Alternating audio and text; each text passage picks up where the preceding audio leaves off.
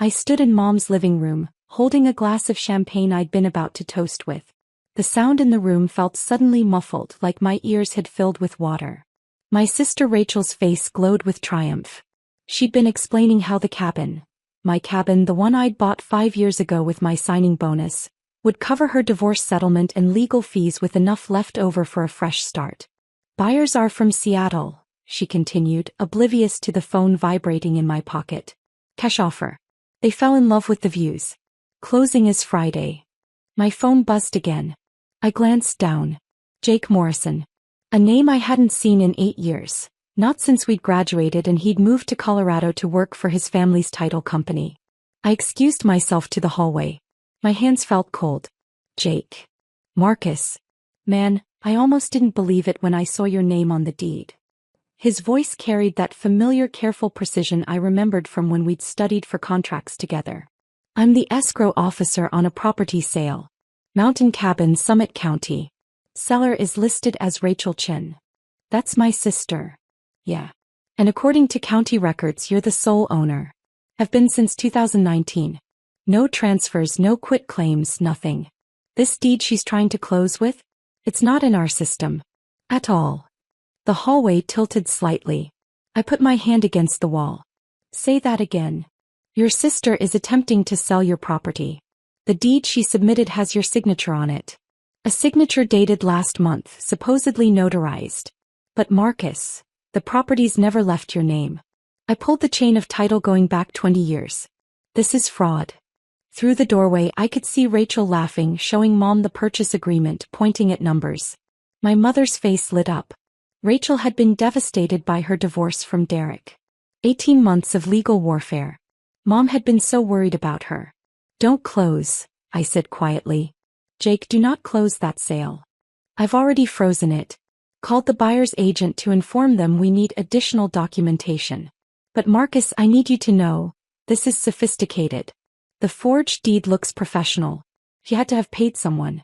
This wasn't amateur hour. I thought about the past 6 months. Rachel visiting more often. Asking about the cabin. Do you ever go up there anymore? She'd asked in March. I told her maybe twice a year that I was too busy with the new project at work. She'd nodded sympathetically. Such a shame to let it sit empty. Property like that in this market. I'd thought she was making conversation. I need copies of everything, I told Jake. The forged deed, the purchase agreement, all of it. Already scanning them. Marcus, this is a felony. Multiple felonies. Forgery, fraud, attempted theft. We're talking potential prison time. Inside the living room, Rachel was hugging Mom. Aunt Patricia brought out a cake. Someone had written "New Beginnings" in blue frosting. I made a decision that felt like stepping off a cliff. Can you stall the closing? Give me 2 weeks. I can delay indefinitely. Title issues. But Marcus. 2 weeks. I need to see how deep this goes. I returned to the party. Smiled. Congratulated Rachel. Watched her describe the buyers, their timeline, their plans to renovate. She had details. Specific research details. She knew their names, David and Ellen Pritchard. Knew they were architects. Knew they'd been searching for mountain property for 2 years. This hadn't been impulsive. This had been calculated. That night I hired an attorney. Not someone local. I called Margaret Voss, a lawyer I'd met through work who specialized in real estate fraud. I sent her everything Jake had provided. She called back within 3 hours. This is meticulous, Margaret said. The forged signature is very good. Not perfect, I can see 3 tells that would hold up in court, but good enough to fool a casual observer. The notary seal is fake but professionally rendered. She filed it with a title company in a different county, probably hoping the distance would prevent cross-verification. What would have happened if Jake hadn't noticed? The sale would have closed. You would have lost your property. By the time you discovered it, the money would be dispersed, the buyers would have legal possession, and you'd be fighting an uphill battle to unwind it. Even if you won eventually, it would take years and cost you more than the cabin's worth. My stomach turned over. She was going to actually do it. She did do it. The only thing that stopped her was chance. Your college roommate happened to be the escrow officer. Not chance. Pattern recognition. Jake remembered my name. Thought to check. I want to know who helped her, I said. Jake mentioned the deed looked professional. Margaret paused. We can investigate. But Marcus, this is going to destroy your family. Your sister's looking at criminal charges. Your mother will be caught in the middle. Are you sure? She was going to take my cabin. The one I bought after working 70-hour weeks for 3 years. The one I saved for. She was going to steal it and smile while doing it. Then we proceed. The next week I did something harder than any trial prep I'd ever done at work. I acted normal. Rachel texted me 3 times asking if I'd be at Sunday dinner. I said yes. She sent me a photo of the cabin from the buyer's inspection. They love it, she wrote. So grateful you're okay with this. I'd never said I was okay with it. She'd never asked. Sunday dinner arrived. Rachel looked radiant. The divorce had aged her. She'd lost weight, developed lines around her eyes, but tonight she looked younger. Hopeful. Closing's been delayed, she mentioned casually over roast chicken. Some paperwork issue. Nothing serious. Should resolve by end of week. I watched her cut her chicken. Saw her hand was steady. No guilt. No hesitation. That's frustrating, I said. These things happen. She smiled at me. Real estate's always complicated. Under the table my phone buzzed. Margaret. Identified the document forger. Former paralegal, disbarred. Has sold services to 6 other fraud cases. Sister paid $4,500 for the deed package. Venmo receipts recovered. I excused myself. Called Margaret from my car. The forger cooperated immediately when we mentioned federal charges, Margaret explained. Gave us everything. Rachel first contacted him in February. 9 months ago. She requested a deed transfer, a notarization template and coaching on how to submit it to avoid red flags. February. 2 months before she'd started visiting more often. She's been planning this since before she finalized her divorce. The timeline suggests she saw your property as her exit strategy from the beginning. I sat in the dark car, hands on the steering wheel. Inside, through the window, I could see Rachel laughing at something Mom said. My mother's face glowed with relief at seeing her daughter happy again. The gambler's fallacy, I thought. I'd kept believing that eventually family would mean something. That blood would trump calculation. But Rachel had done the math. My cabin minus my knowledge equaled her solution. What happens now? I asked Margaret. We have 3 options. Civil suit for attempted fraud. Criminal complaint. Or confrontation with law enforcement present. What do you recommend? Depends on your goal. Prison time. Criminal complaint. Financial restitution. Civil suit. Public accountability. Confrontation. I thought about the ghost ledger I'd started keeping in my head. Every family gathering where she'd asked about the cabin. Every time she'd mentioned her legal bills, her fresh start, her need for just one break. Every Sunday dinner where I'd been not a brother but a resource she was mining. Christmas 2 years ago, Rachel gave me a photo book of the cabin, so you can remember it when you're too busy to visit. Cost of gift, $40. Cost of memory, she was already planning to steal. $890,000. My birthday last year, she'd asked, have you updated your will? You should make sure everything's documented properly. I thought she was being thoughtful. She'd been conducting research. Anniversary of Dad's death. We'd hiked to his favorite overlook. She'd said, you're so lucky you got to buy that place before the market exploded. Not congratulations on my hard work. But, as if I hadn't earned it. The cost wasn't financial. It was the realization that I'd been performing the role of brother in a play where she'd cast me as obstacle. I want a confrontation, I told Margaret. With law enforcement. At the next closing attempt. Are you sure? This will be permanent. No walking it back. She already made it permanent when she forged my signature. Margaret scheduled everything with the precision of a surgical strike. Jake would inform Rachel's agent that the title issues were resolved. Closing would proceed. Friday at 2 p.m. Summit County Title and Escrow, Conference Room B. I requested 2 things. That Jake be present and that my mother not be informed until after. Friday arrived cold and bright. I parked 3 blocks away, arrived 20 minutes early. Margaret met me outside with Detective Sarah Hernandez from the Summit County Sheriff's Economic Crimes Unit. Your sister arrived 10 minutes ago, Detective Hernandez said. She's in the conference room with her agent. The buyers are there. She seems confident. She doesn't know? We gave no indication. As far as she knows, this is a standard closing. We entered through a side door. Through the conference room glass, I could see Rachel sitting at the long table. She wore a navy dress, professional. Her divorce lawyer sat beside her.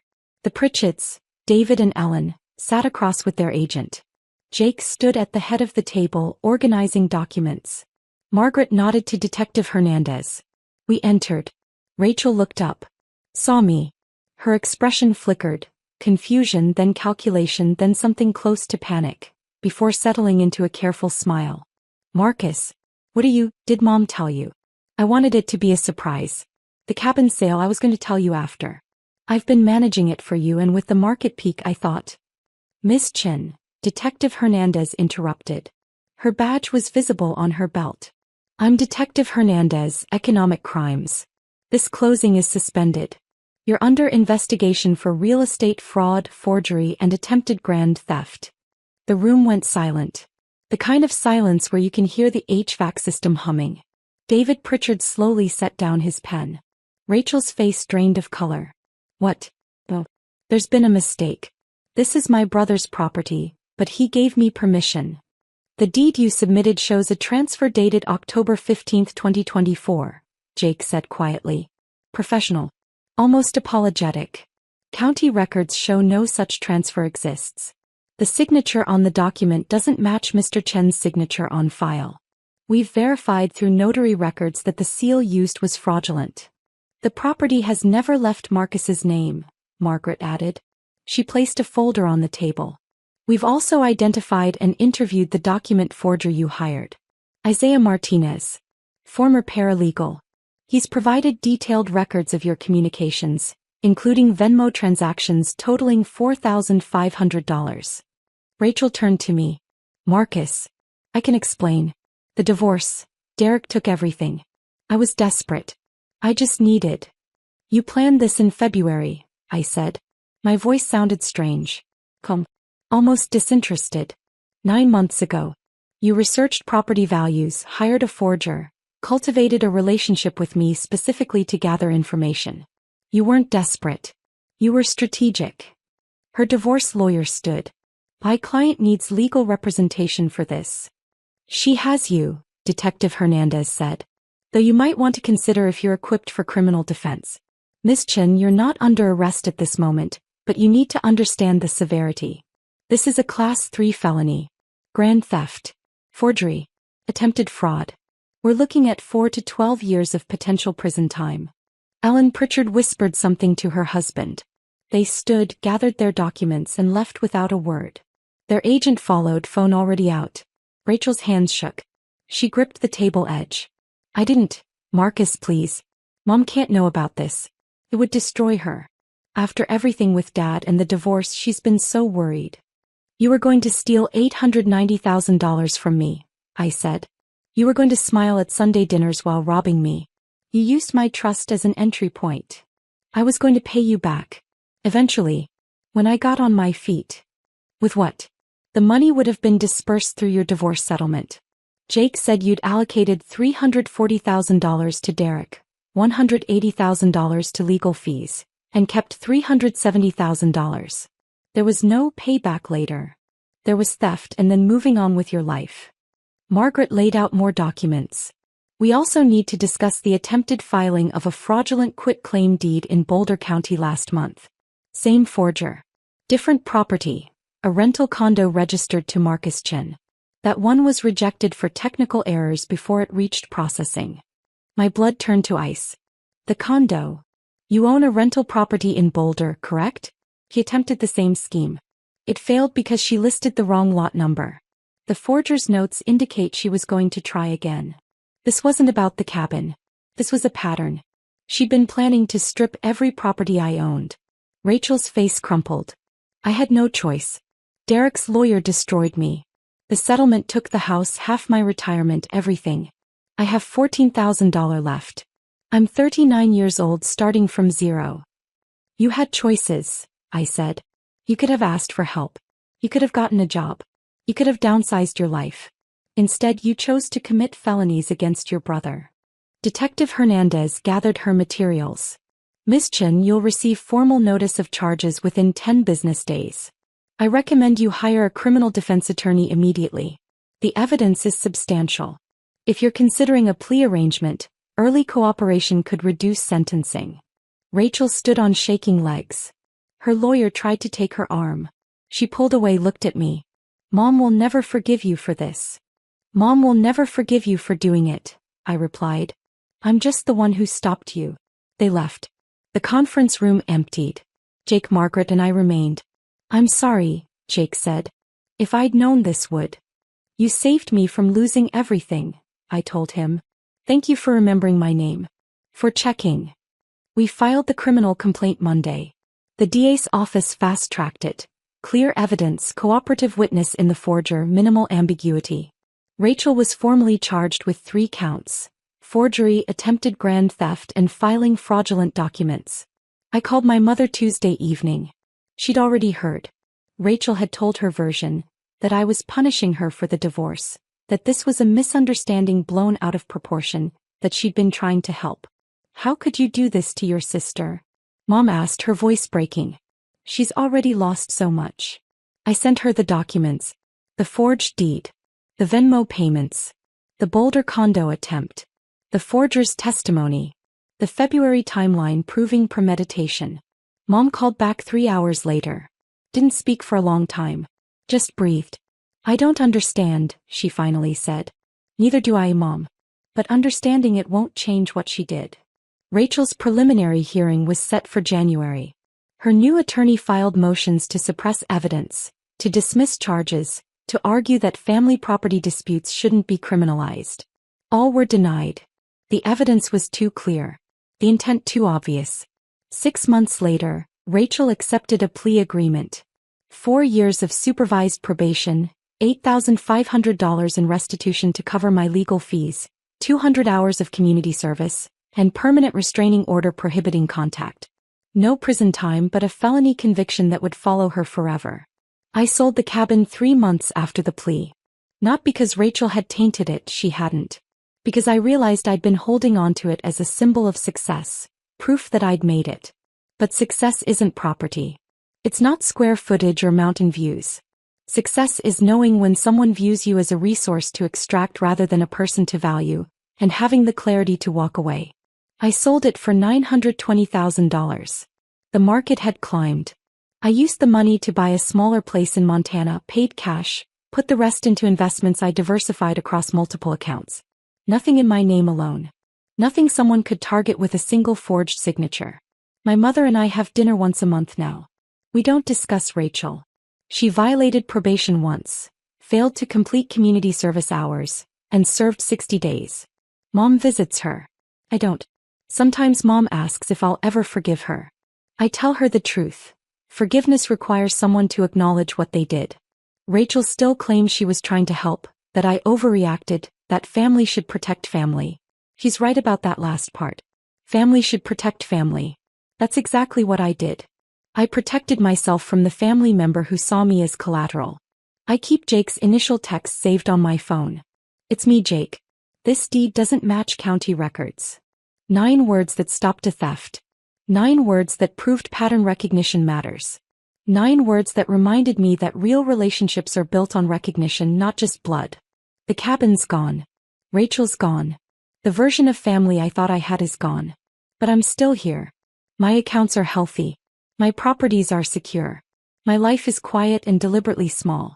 I sit on my Montana porch with coffee as the sun rises over different mountains. The air smells like pine and cold water. These mountains don't carry memories of betrayal. They're just mountains. Rachel wanted to steal something. She didn't realize she'd already killed it years earlier, the moment she looked at me and saw not a brother, but a balance sheet to liquidate. I didn't take revenge. I documented. I protected. I enforced. And now I live in peace in a home she doesn't know exists, in a life she can't calculate the value of. The ledger is closed. The accounts are balanced. And for the first time in years I owe nobody anything.